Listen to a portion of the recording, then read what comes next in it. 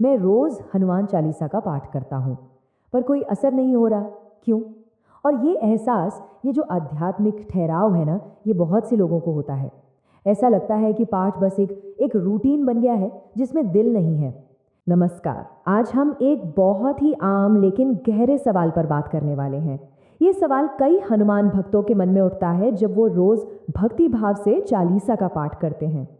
देखिए, indiadivine.org पर एक भक्त ने पूछा, मैं रोज हनुमान चालीसा का पाठ करता हूँ, पर कोई असर नहीं हो रहा। क्यों? और ये एहसास, ये जो आध्यात्मिक ठहराव है ना, ये बहुत से लोगों को होता है। ऐसा लगता है कि पाठ बस एक रूटीन बन गया है जिसमें दिल नहीं है। तो चलिए आज इसी को समझने की कोशिश करते हैं। आखिर ऐसा क्यों होता है? तो इसका जो पहला समाधान है, जो पहली कुंजी है, वो शायद हमारे सोचने का तरीका ही बदल दे। ये थोड़ा चौंकाने वाला हो सकता है, क्योंकि ये चालीसा के अंदर छिपे एक बहुत ही गहरे आध्यात्मिक रहस्य को उजागर करता है। और वो रहस्य ये है कि हनुमान जी तक पहुंचने के लिए पहले किसी और की स्तुति करनी पड़ती है। हाँ, सुनने में थोड़ा अजीब लगता है ना? पर यकीन मानिए, यही वो फाउंडेशनल की है जो सब कुछ बदल देती है। इससे पता चलता है कि कभी-कभी सीधा रास्ता सबसे अच्छा रास्ता नहीं होता। तो देखिए, आमतौर पर हम क्या करते हैं, हम सीधे हनुमान जी की प्रशंसा करने लगते हैं। लेकिन जो गहरा रास्ता है वो ये है कि हनुमान जी को खुश करने के लिए भगवान राम की स्तुति की जाए। आध्यात्मिक गुरु रासराज जी महाराज बताते हैं कि हनुमान जी अपनी खुद की प्रशंसा सुनने से संकोच करते हैं, पर जैसे ही उनके कानों में भगवान राम का नाम पड़ता है, वो तुरंत ध्यान देते हैं। रासराज जी महाराज का ये कहना देखिए कितना सटीक है। अगर आप हनुमान जी के मंदिर जाकर बार बार कहें जय हनुमान, सुनेंगे भी नहीं। बस एक बार कह दीजिए जय श्री राम। मतलब ये बात बिल्कुल साफ है, हनुमान जी की राम जी के प्रति भक्ति इतनी अटूट है कि राम जी की प्रशंसा करना ही उनकी कृपा पाने का, आप कह सकते हैं, एक तरह का चीट कोड है। अच्छा, ये तो हुई पहली बात। अब आते हैं दूसरी कुंजी पर, एक और बहुत ही दिलचस्प पहलू पर। ये एक ऐसी चीज है जो चालीसा के पाठ को सिर्फ एक जाप से कहीं ऊपर ले जाकर उसे एक बहुत ही पर्सनल, एक बहुत ही निजी संवाद बना देती है। सवाल ये उठता है कि क्या एक पवित्र प्रार्थना को व्यक्तिगत बनाया जा सकता है? और इसका जवाब देते हैं आध्यात्मिक गुरु श्री राज महाजन। वो कहते हैं कि हाँ, बिल्कुल। वो चालीसा के आखिरी दो दोहे को सिर्फ एक लिखी हुई पंक्ति की तरह नहीं देखते, बल्कि उसे एक अवसर की तरह देखते हैं, एक सीधा संबंध बनाने का मौका। तो तरीका क्या है? पहला कदम, अंतिम दोहा पढ़ें, तुलसीदास सदा हरि चेरा। फिर दूसरा कदम, तुलसीदास की जगह अपना नाम बोलें। और तीसरा, इसे ऐसे समझें जैसे आप ईश्वर के नाम अपने आध्यात्मिक प्रेम पत्र पर दस्तखत कर रहे हों।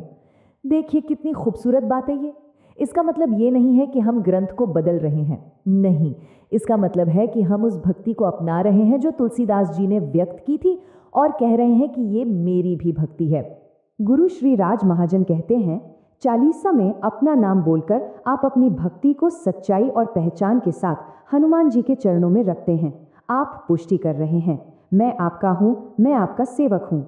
तो जब कोई अपना नाम लेता है तो वो सिर्फ एक नाम नहीं होता, वो एक तरह से आपकी एनर्जेटिक सिग्नेचर बन जाता है।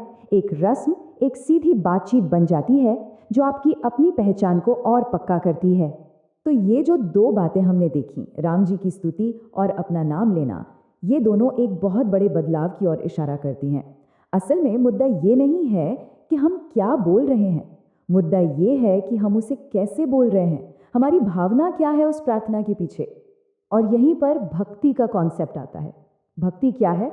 ये कोई रस्म या कर्मकांड नहीं है। ये एक आध्यात्मिक अभ्यास है जिसकी जड़ें सक्रिय समर्पण में है, भागीदारी में है, और ईश्वर के साथ एक सच्चा, दिल से निकले हुए पर्सनल रिलेशनशिप में है। ये बस कुछ करने की बात नहीं है, ये उस भाव में होने की बात है। और इस भक्ति के लिए कुछ चीज़ें बहुत ज़रूरी हैं, जैसे जो भी पढ़ रहे हैं उसके अर्थ को समझना, पूरे विश्वास, पूरी श्रद्धा के साथ पाठ करना, एक पूर्ण समर्पण का भाव रखना जिसे शरण कहते हैं, और अपने अभ्यास के प्रति कमिटेड रहना। इंडिया डिवाइन फोरम पर एक स्वामी जी ने बहुत अच्छी बात कही थी। उन्होंने समझाया कि इन चीज़ों के बिना पाठ बेअसर लग सकता है। ये ठीक वैसा ही है जैसे आप किसी दरवाजे के बाहर बस खड़े हैं लेकिन उसे खटखटा नहीं रहे। तो असली मकसद क्या है? लक्ष्य है पाठ को एक तरफा बोलने से एक मोनोलॉग से एक दो तरफा बातचीत में, एक डायलॉग में बदलना।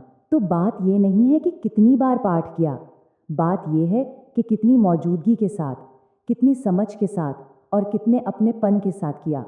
जैसा कि गुरु श्री राज महाजन कहते हैं, ये सिर्फ एक मंत्र नहीं है, ये परमात्मा के साथ एक बातचीत है।